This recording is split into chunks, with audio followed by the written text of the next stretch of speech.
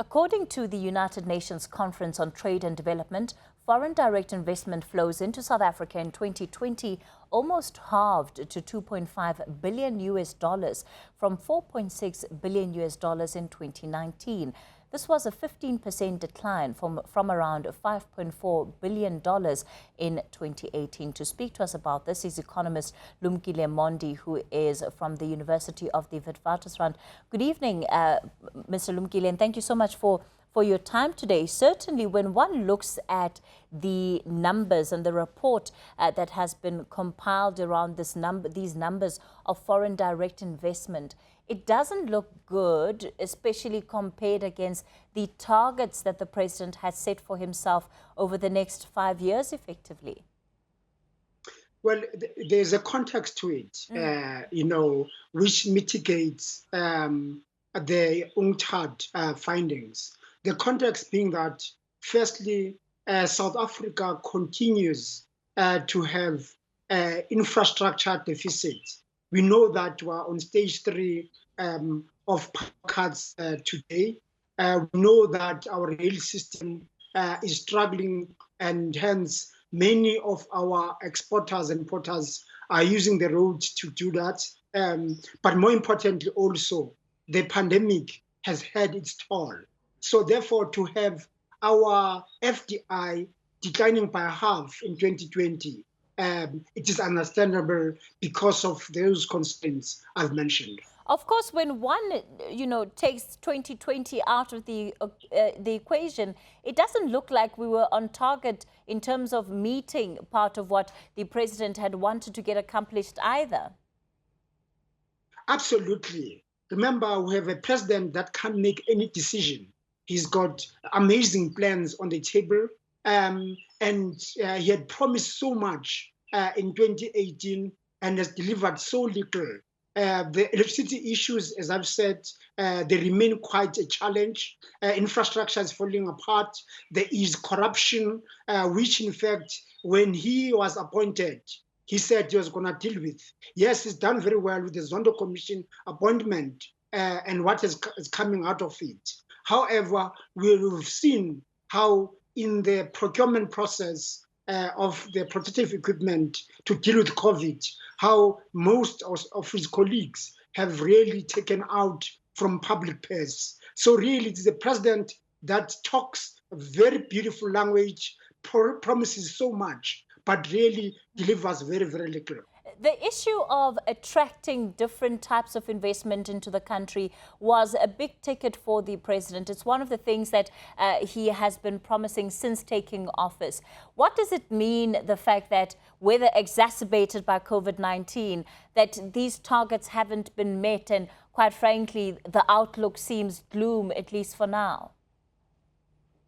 So, what we've seen underlying outside the public space, according to work done by the South African Venture Capital Association, is that there's been a lot of private funds coming in into South Africa, and mainly coming from about 35% from domestic players and about 65% from non-South Africans. Specifically, if you look at non-South Africans, the core investors come from broader Europe, about 10% thereof, and then about 3% from the UK, 3% from Asia, and 2.1% from the US. So outside really the big numbers, there's still an appetite for South African asset on the private equity side.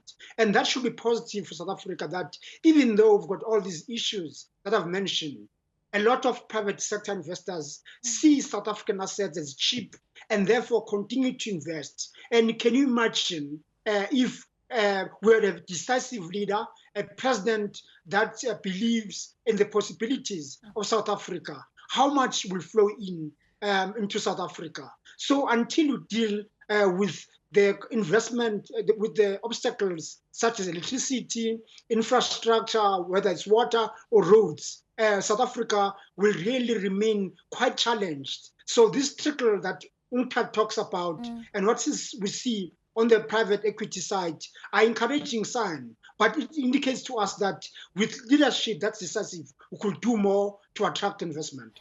Mr. Mondi, in terms of your own expectations, what would you like to hear from the president tonight in order to change your own mind about how you're viewing his presidency and some of the decision-making that has been engaged in during this time? Because I think that what you have said will probably resonate with a lot of South Africans.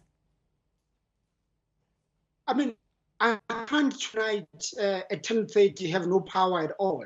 Can you imagine how many companies that have orders internationally that have got 3 shifts and the shift this evening is going to be disrupted by a power outage? So this is so simple. What we need to do is to bring in new generators into our economy and have more security in power supply. So that simple thing alone of doing that, I think will go a long way to build confidence and trust. But we simply know as South African that this president cannot deliver anything. So what he's doing tonight and the past few days is gathering a lot of paper from different departments and DFI about what they've done, what their plans are, and we'll present those tomorrow. So they'll sound very good on our ears, but we know very little is going to be done. So South Africa is in an economic and political crisis, and we really need a decisive leadership that's going to carry through these plans. And I don't think Ramaphosa can do that. Do you think that there's congruency coming through, especially from the various departments? Because, you mentioned the issues of ministers who probably be sending different reports. And yet we know that over the last 6 months, we can count, probably on one hand, the number of ministers that we've seen who seem to be actively working. We simply haven't heard what other ministers have been doing during this period. Understandable, Kathy, because we're in a pandemic and we've got an NCCC that's running the country. So there's been no transparency about how government is being run because that's simply not accountable. The institution for accountability is the Parliament of the Republic of South Africa. And there's been that way where the executive is held to account. So that's understandable. But at the same time, what we're feeling as South African is that decisions aren't made. As I've said today, I'm going to have a power outage at 10:30. I can't do my work. So therefore, it's a president that really finds himself very important, but can't make any decision. Business is pushing hard to get decision done, so to get on with it. But he's dilly-dallying on many issues. So I think until we have an opportunity as citizens to voice ourselves through the power of voting, we're going to be trapped in this political and economic crisis for quite some time. And therefore, we shouldn't expect much of growth and employment creation in the next few years until I and many other South Africans have got that choice to vote this government out. So the time for platitudes is certainly over.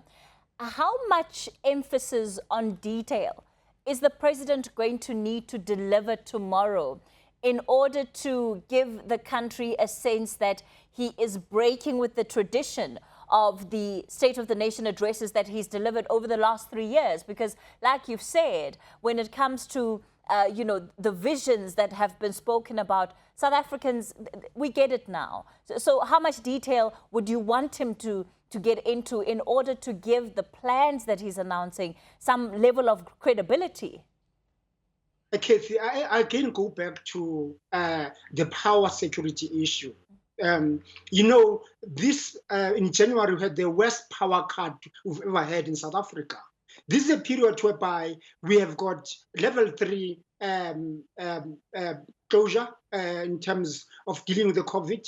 We've got many companies who are not producing because their staff is on leave if they are in the mining or construction sector, and yet we've got a power outage. We were promised in 2017 that this will be a thing of the past. So for me, that action alone goes a long way to try and provide certainty to industry, to households, particularly those of us now who have shifted to work from home given the COVID crisis. So we can't even do work now, not only because of COVID, but because of an institution owned by the state, where President Ramaphosa, who said on that committee in 2015 as a deputy president to oversee Eskom's issues, and yet even today, were on stage 3. So that action for me indicates a crippled government, an incapable government, and really a failing regime, which needs us as voters to do what is right and go to the polls in local government and national government, vote them out,